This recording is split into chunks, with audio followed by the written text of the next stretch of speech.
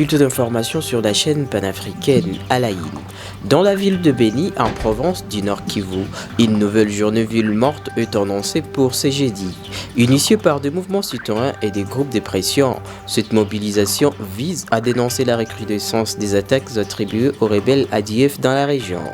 Au travers cette paralysie volontaire des activités, les habitants entendent transformer leur colère et leur inquiétude en un cri collectif adressé aux autorités, celui de l'urgence sécuritaire et de la protection des civils.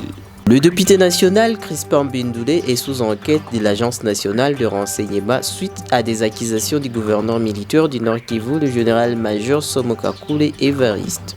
Le grief inclut diffamation, usurpation des fonctions, incitation à la révolte et propagation des fausses informations. Le gouverneur a signalé que M. Bindoulé a tenu des réunions clandestines avec un groupe armé à Butembo et a fait des déclarations subversives sur une radio locale.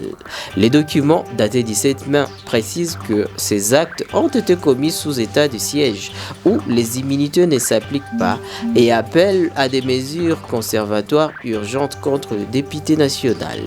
Toute personne impliquée dans des troubles à l'ordre public doit être déférée devant les juridictions militaires compétentes.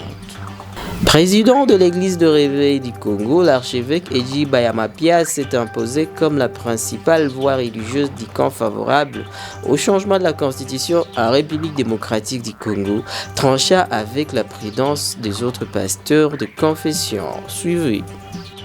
Comme je venais de l'annoncer tout à l'heure, la sortie officielle de la coalition pour bientôt, la formation des communicateurs, comme je venais de le dire, les hommes de terrain, pour expliquer à notre peuple les faiblesses de la présente constitution et les avantages d'une nouvelle constitution.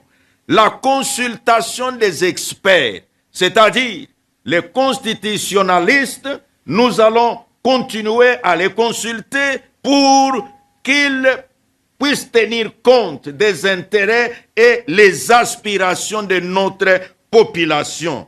La mobilisation du peuple à Kinshasa et le déploiement des troupes communicatrices dans les 26 provinces pour expliquer, pour montrer au peuple qu'il faut se réapproprier et que c'est le peuple qui est le souverain. Cette conférence de presse. Enfin, la Cour des comptes a annoncé le 13 mai des cas présumés de détournement des finances publiques au sein du gouvernement central, des exécutifs provinciaux et certaines entreprises publiques. Lors d'un briefing à Kinshasa, le premier président Jimmy Munganga Ngwaka a évoqué des irrégularités depuis la rentrée judiciaire de mars, notamment des dépenses sans pièces justificatives, en violation de règles budgétaires. Tous les comptables concernés seront poursuivis avec de renvois possibles pour le cas grave.